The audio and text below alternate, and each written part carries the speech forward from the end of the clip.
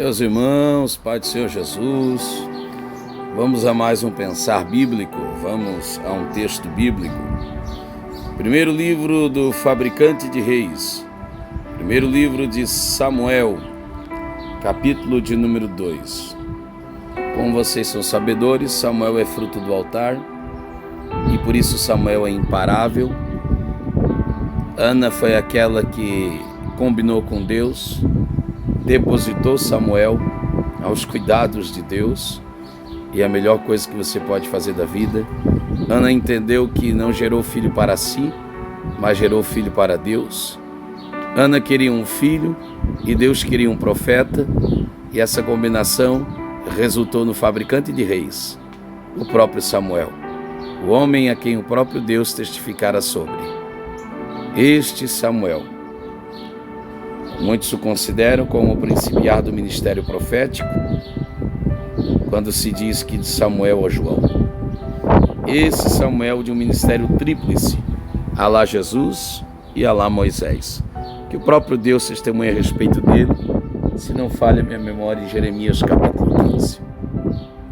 Como é que esse Samuel é depositado na casa de Eli, com os filhos de Eli cometendo crimes terríveis, terribilíssimos, e esse Samuel permanece crente, fiel em Deus, inegociavelmente fiel, sem transgredir, a ponto de no término de sua carreira poder dizer que nunca lhe fraudou as palavras do Senhor, a ponto de o povo dizer: olha, com os teus filhos nós temos problemas, 1 Samuel 8, mas contigo não tem como ter problema. Você é um cara crente. Esse Samuel,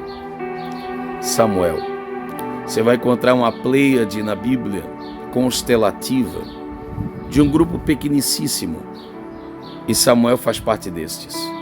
Há um grupo na Bíblia que começou bem e terminou mal: Judas, Salomão, Saul. Há outros na Bíblia que começaram bem, acidentaram-se pelo caminho, consertaram-se a tempo e terminaram bem: Pedro, Davi, tantos outros na Bíblia. Há um outro grupo na Bíblia que começaram mal, mas terminaram bem: Abraão, o próprio Paulo. Abraão, o Senhor o chama com mais de 70 anos de idade, vivia numa terra corrompida. Paulo estava perdido na sua religiosidade. Mas é um pequenicíssimo grupo daqueles que começaram bem, mantiveram-se bem e terminaram bem. Estou falando de Samuel, estou falando de Daniel, gente que conseguiu por toda a sua vida não resvalar os seus pés, mantendo-se sempre firmado na rocha. Então são indivíduos realmente que merecem nosso respeito, histórias que realmente são dignas, de se louvarem a Deus pela sua existência. Mas como esse Samuel se manteve desse modo? A resposta está aqui, dentre outras. Porém, Samuel ministrava perante o Senhor, sendo ainda jovem, vestido com um éfode de linho. O sistema estava corrompido, ritualística, moralmente e espiritualmente falando. Samuel, ele mantém-se incorruptível, porém isso não fez com que ele ignorasse questões para tanto importantes de seu tempo, questões ritualísticas. Ele estava vestido com uma éfode de linho. Ele não vai rasgando-se, e dizendo: isso aqui está tudo errado. Ele vê o pecado de perto. Deus, o Senhor, vai falar com ele no capítulo posterior. E ele não vai sair denunciando, condenando, entregando. Pelo contrário, ele segura e mantém o quanto pode. E isso é maravilhoso. Ele segura e mantém o quanto pode porque ele não tem prazer na queda de seu líder. Está lá no capítulo posterior.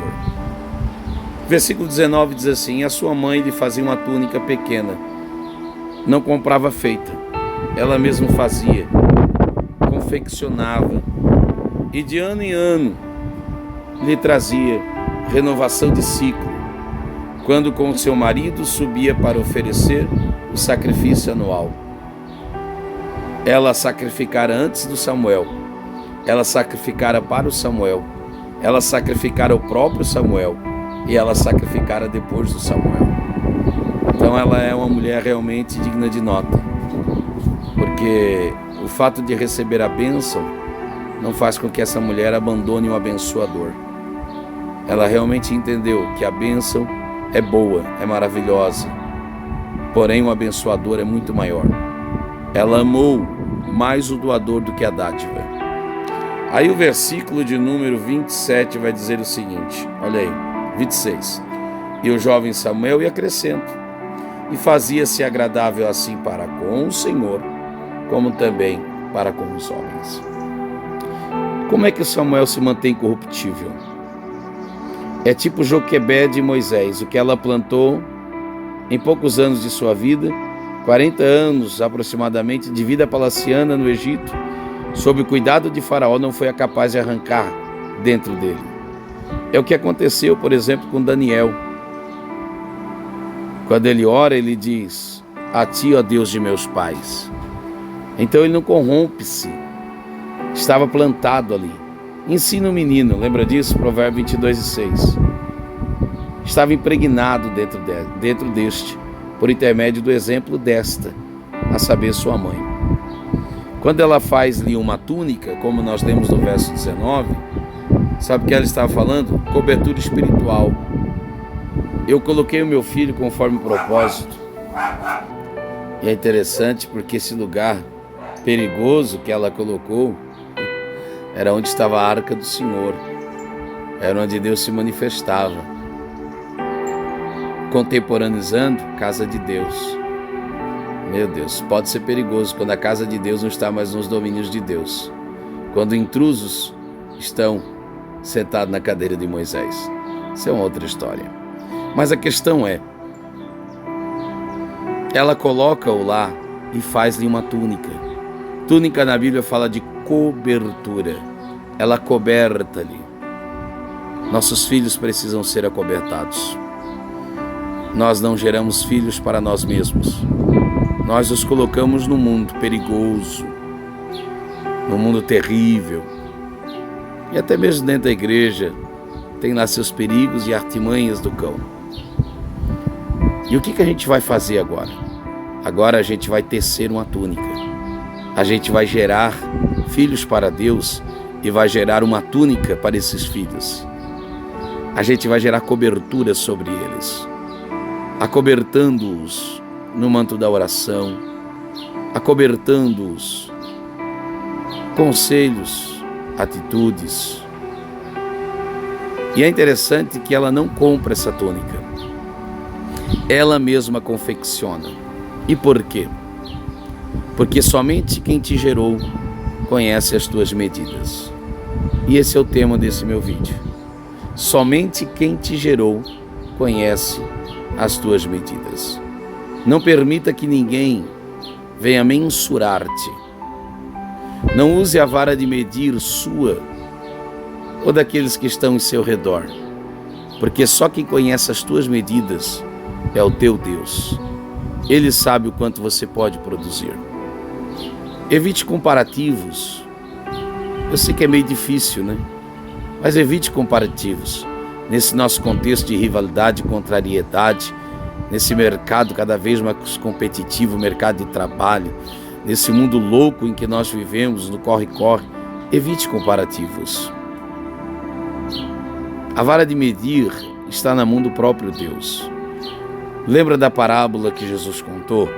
Mateus 13, se não falha a memória, Marcos 4, Lucas 8. A parábola do semeador. Lembra dela? Aquela semente boa que caiu numa boa terra, num bom solo, produziu. Mas não produziu de igual modo. Produziu umas por 30, outras por 60 e outras por 100. Isto é, 30 por 1, 60 por 1, 100 por 1. A semente é boa. Lucas 8:11 é a palavra de Deus. O solo é receptivo, produtivo, agregador. Porém, nem todos gerarão de igual modo. Existem membros de nossas igrejas, irmãos nossos e nós mesmos.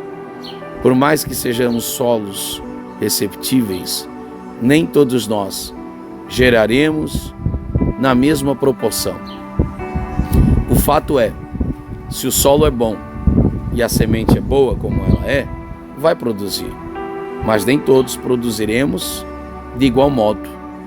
Então quem conhece as tuas medidas é Deus. Quem é apto para avaliar o teu crescimento é Deus. Samuel já não nasceu grande, caso assim o fosse, ela já teria feito uma túnica de um tamanho só. A Bíblia diz que ela fez pequena, porque o menino é pequeno. Mas à medida que o menino vai crescendo, ele continua precisando de cobertura. Diferentemente de alguém que acha que cresceu tanto que não precisa que mais ninguém lhe cubra. Isso é terrível.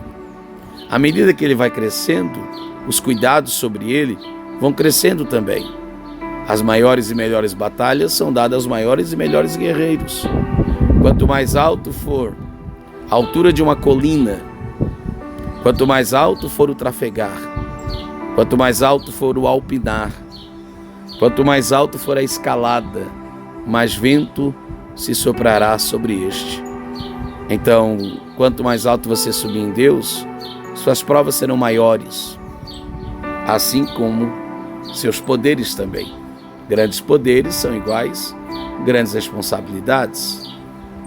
Sempre será desse modo. Mas entenda isso em nome de Jesus. Somente quem te gerou, o próprio Deus, conhece a tua forma. Somente quem te gerou é capaz de fazer-te uma túnica sob medida. E túnica sob medida, já diz o nome, é sob a tua medida. Quando arrancaram a túnica de José, não coube mais ninguém. Não deu para Rubem, ficou curta demais. Não daria para Benjamim, ficaria longa demais. Talvez nuns, larga, noutra, apertada, porque a túnica de José foi feita por José. Então, a túnica que Ana faz para Samuel não cabia nos filhos de Eli. Ah, como eles precisavam de uma cobertura. Mas isso quem deveria fazer é o Eli, não a Ana. A Ana fazia sobre Samuel, porque somente quem te gerou é que sabe as tuas medidas. Então, não mensure-se a si mesmo. Não meça-se pelo mensurar dos outros, mas permita que o teu Deus, sob o seu olhar analítico, é que deve estar a expectativa da criativa, da produção, daquilo que você faz para Ele. Então não esqueça-se disso. Somente quem te gerou conhece as tuas medidas, a saber, o teu Deus. Que Deus te abençoe, em nome de Jesus. Amém.